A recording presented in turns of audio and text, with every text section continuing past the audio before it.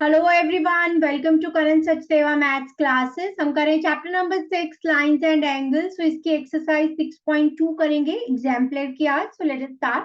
Late OA, OB and OC and OD are the rays in anti clockwise direction.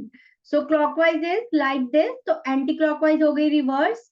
तो OA, फिर OB, OA is the ray, OB is the ray, OC is the ray and OD is the ray. Anti clockwise direction में है, reverse. ठीक है। Such that angle AOB is equals to angle COD. Angle BOC is 82. Okay, it is given 100. AOB is 100.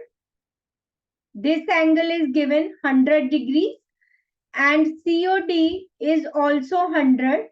Angle BOC that is given 82 and AOD is given 78. अब हमें पूछे इस AOC is the line. अगर मेरे पास कोई भी एक line है तो उस पे जो एडजेसेंट एंगल है उनका sum should be 180 degree, right. तो अगर AOC को लाइन होना है तो angle AOB plus angle BOC should be 180 degree. Angle AOB कितना है 100, BOC कितना है 82, so 182 that is not equal to 180, so this is not a line. So AOC is not a line. अब बात हो रही है BOD की। BOD को अगर लाइन होने तो इसके भी एडजेसेंट एंगल्स का सम 180 होना चाहिए। तो एंगल BOD को लाइन बनना है तो कौन से एंगल आ रहे हैं इस पे, BOC और COD, that is 82 plus 100, 182 degree, that is not equal to 180 degree. So BOD is not a line. तो ये दोनों लाइन नहीं है। रीजन आप लिख सकते हो, for a line the sum of adjacent angles should be 180 degree.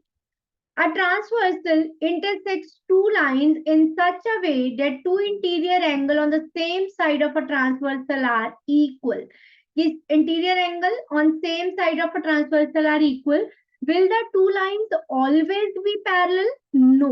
अगर दोनों लाइंस को पैरेलल होना है तो इन दोनों, क्योंकि हमें कहा है कि एंगल्स आर इक्वल, तो इन दोनों एंगल्स को 90 डिग्री होना होगा। क्यों?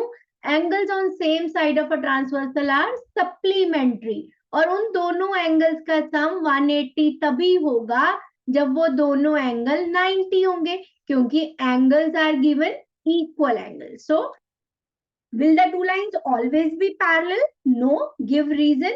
For the lines to be a parallel, the angles on same side of a transversal should be supplementary. Since the two angles are equal, therefore it is possible only when both the angles are 90 degree. 90 and 90. Moving to the next one. Okay. For what value of x plus y in the figure 6.4 will ABC be a line? ABC line कब बन जाएगी? जब इसमें जो angles हैं दो adjacent, इनका सम 180 degree हो जाएगा। सो ABC will be a line if sum of adjacent angles is 180 degree. So it means that is अगर x प्लस y की वैल्यू 180 डिग्री हो जाती है तब ये लाइन होगी। Next is, can a triangle have all angle less than 60 possible? Give reason. अगर सारे एंगल 60 से छोटे हैं, मान लो एक 50 है, एक 55 है, एक 45 है, 60 से छोटे हैं, तो 5 + 5 10 and 4 14, तो उनका सम जो है तीनों एंगल्स का 180 डिग्री नहीं होगा, तो ट्रायंगल बनाना ही पॉसिबल नहीं होगा। Can a triangle have all angle less than 60 degree? No, it is not possible to make a triangle when all the angles, three angles is less than 60, because sum of all the angles will not equal to 180 degree. जो मैं बोल रही हूँ ये reason लिखना है, सिर्फ बोलने के लिए नहीं बोल रही हूँ। चलिए moving to the next one. Can a triangle can have two obtuse angle? Obtuse angle होते हैं जो 90 से ग्रेटर है। अगर मान लो एक एंगल है 100, एक है 120, तो इन दो का सम भी 180 से ग्रेटर हो गया, तो तीसरा एंगल कहाँ गया? सो ऐसी कोई भी ट्रायंगल नहीं बनाई जा सकती जिसमें दो एंगल ऑब्ट्यूज एंगल हो। रीजन लिखेंगे, because the sum of all the three angles will not equal to 180 degree. How many triangles can be drawn having its angle as this? तो इन पहले सारे एंगल्स का सम चेक करते हैं। 5 plus 4 9, 11, 6 plus 4 10 and 7 17 and 1 18. 181 degree, that is not equal to 180. So this is not possible to make that triangle with these three angles, as sum of all the angles of triangle is not equal to 180 degree. How many triangles can be drawn having its angle as this? 53, 64, 63. So 180. तो तीनों angle का सम 180 degree है. So yes, it is possible to make that triangle, and we can draw infinitely many triangles by using these angles. तो कोई भी angle है, इन तीनों angles को यूज करते हुए हम बना सकते हैं कितनी भी ट्रायंगल्स. कोई हमने इधर 53 बना दिया, कभी यहाँ बना दिया, कभी यहाँ बना दिया, कोई भी मतलब हमने ले लिया तो वी कैन मेक. ठीक है. Find the values of x for which the lines L and M are parallel. Lines parallel तब होंगी अगर ये ट्रांसवर्सल एक्ट कर रही है कि इनका सम 180 डिग्री हो. So x plus 480, 44 is equal to 180. तो x की वैल्यू हो जाएगी 10 minus 4, 7 minus 4, 136 डिग्री. तो find the value of x for which lines L and M are parallel. तो लिखो गया lines L and M will be parallel and N will act as a transversal, then the sum of angles on the same side of a transversal is supplementary. So when x is 136 degree, then only lines L and M are parallel. Two adjacent angles are equal. Is it necessary that each of these angles will be right angle?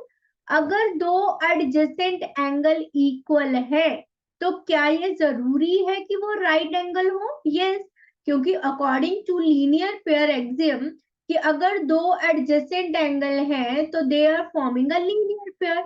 The sum of two adjacent angle is 180 degree. तो according to linear pair axiom जो दोनों angle है adjacent उनका सम 180 degree तभी होगा अगर वो दोनों इक्वल है 90 डिग्री होगा तो. लेकिन हमें सिर्फ कहा है कि इक्वल, तो जरूरी नहीं है कि वो इक्वल हो. अगर मेरे पास एक एंगल 130 एक 50 है तब भी तो सम 180 है. तो इट इज नॉट नेसेसरी वो इक्वल हो, लेकिन अगर वो इक्वल होते हैं तो वो 90 के होने चाहिए. If one of the angles formed by two intersecting line, दो intersecting line से अगर एक एंगल कह रहे 90 डिग्री बन रहा है, what can you say about the other three angles? अगर ये लाइन है, AB एक लाइन है, CD एक लाइन है, ये एक एंगल 90 है, तो by using linear pair axiom ये वाला एंगल भी 90 होगा. अगर CD एक लाइन है, उसका एक एंगल 90 है तो दूसरा भी 90 होगा. सिमिलरली इस तरफ भी 90 होगा. तो all the three angles will be 90 degree each according to linear pair axiom. क्योंकि स्ट्रेट लाइन है, स्ट्रेट लाइन पे जो लीनियर पेयर बनता है एंगल 180 डिग्री होता है, इसलिए सारे एंगल 90 के ही होंगे. In the given figure, which of these lines are parallel and why? अब L and M are parallel और N is acting as transversal. अगर angles on same side of transversal are supplementary, yes, angles on same side of transversal are supplementary, therefore L parallel M. अब यहाँ पे देखें, this is acting as a transversal, angles on the same side of transversal are not supplementary. ये supplementary नहीं है, तो therefore LP is not parallel to Q. P Q के parallel नहीं है. Two lines L and M are perpendicular to the same line. दो lines है L और M, एक ही लाइन मान लो N के परपेंडिकुलर है. Are L and M perpendicular to each other? Give reason for your answer.